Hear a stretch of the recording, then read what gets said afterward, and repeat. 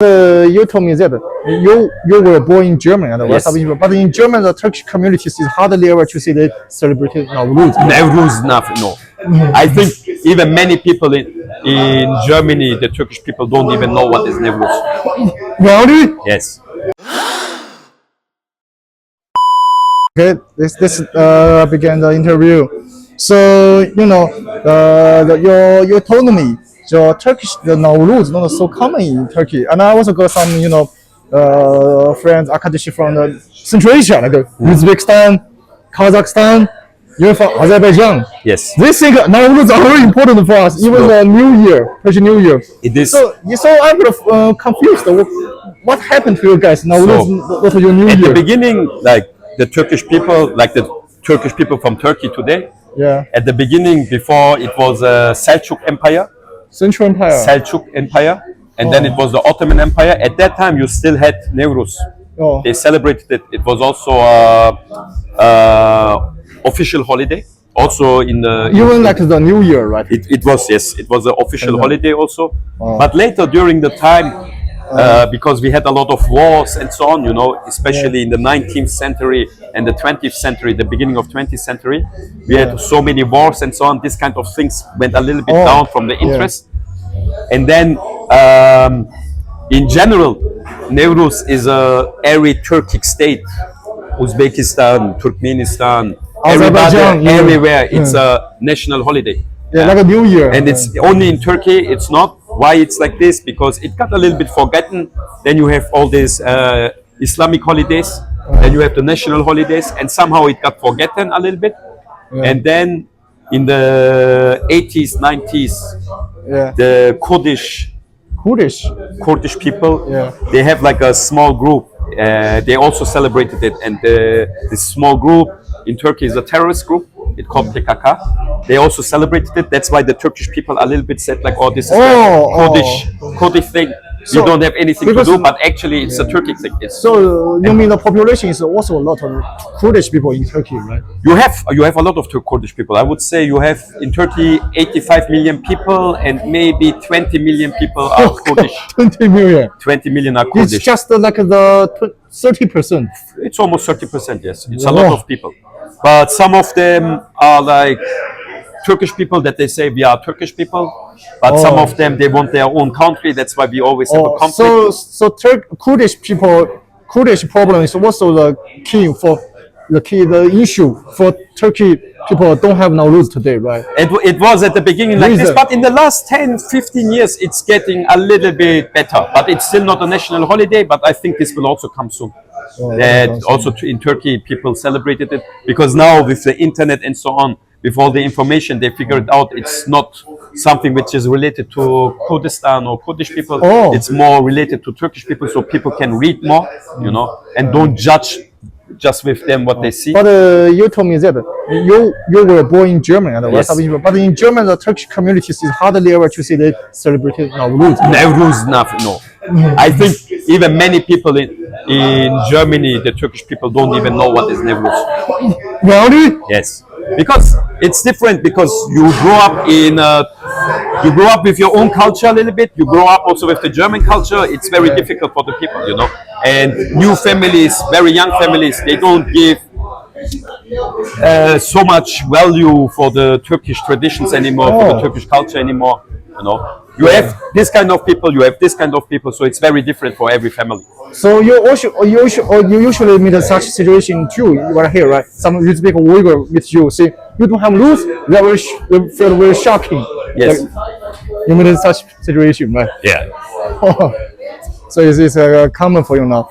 Yes. So another question, you told me not so many Turkish also they are not very care about the fasting and even Ramadan, it is right? Something because Turkey is of course Islamic country, but also a very modern country. You have people who don't believe so much in religion anymore. You have people who still believe, and many people. What I can talk just from my eye of view, that many young people, especially, they see the religion more now as a cultural, as a tradition thing, Uh, and not really they have to do it. You know, Not really have that's to why do it. you in the big cities like Izmir, Istanbul, Yeah. Antalya, you don't have so many people who are fasting anymore. You have open restaurants, you know. And I remember when I went to my hometown. I'm coming from Malatya. It's very far in the east. When I was like 15 years ago, when I went there was no restaurant was open. No They restaurant. just opened in the evening for iftar. For iftar, yeah. Yes. But in Istanbul, Istanbul and so on, it's more modern because they also have tourists and so on. You know, So, you have still people who are working in the restaurants, still fasting, but it's getting, I would say, less and less, even especially in the big cities now. so this why the Turkish you told me that there are not so many people come to the iftar today, right? It's not because they don't fast or something. It's during the week and many people also work, and then it's hard for them to come here at 7. So yes. So you know there are also many Pakistan people in Yes. Chengdu. When they heard, oh, you are not fasting, you're not so care about iftar, they feel very shocked, right? Yeah, a lot of people like that. Yeah. But you have also some people who are. I have some friends from Iran and so on. They are also not fasting. Yeah. It depends on the people, you know. Yeah. For me, it's most important that you also respect the people. If I don't fast, that I respect the people who are fasting. Yeah. If I don't fast, that they respect me. That's Yeah, I think the key of living together, you know. Oh. That there is no force and so on. Yeah, so this is the reason. So because there are some words, you know, we usually heard, even in China, people usually heard, they say Turkish and Azerbaijan, one people in two countries. Yes. But you said so much about Nowruz, Iftar. In this culture, the Turkish and Azerbaijan people, they are little quite different. They are I have no idea to be honest, about Azerbaijan people, what they do in their life and so on. But yes, we see them as little brothers. Yeah. As a country also. Also Turkmenistan we see like that. Yeah. We say always one language, one folk. Yeah. But you can see if you talk and so on that you have many common things, especially about the language. Okay. Yes. So. It's always interesting to talk with different Turkic people and so on. So okay. Let's get next question. So, can you explain the reason why you choose live in Chengdu, not like in Hong Kong or Guangzhou? There are more Turkish people in Guangzhou.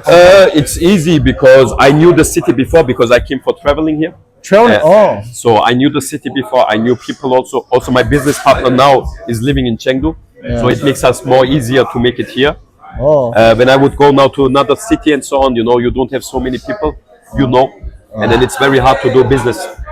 And what motivation for you to open such a restaurant? For me, the motivation was that I really like China, and I really like the life in China. Yeah, it is every time something happens, you know, it's not boring. Every time something can happen. Yeah. You say the reason you open the restaurant. Yes, it's very important also, like when you go to Shenzhen and so on, Shanghai, it's also more expensive. The rent is more expensive. The workers are more expensive. So it was good to start in Chengdu, where it's also a little bit cheaper. Yeah. So because I come from a country, everything is different, you know, and I have to learn how to do business in China. I have to learn how to interact with the people in China, and it was a good place to learn and collect some experience here. So this is the reason you choose to live in this city, Yes. and you open a restaurant in this city. Yes. It's very interesting.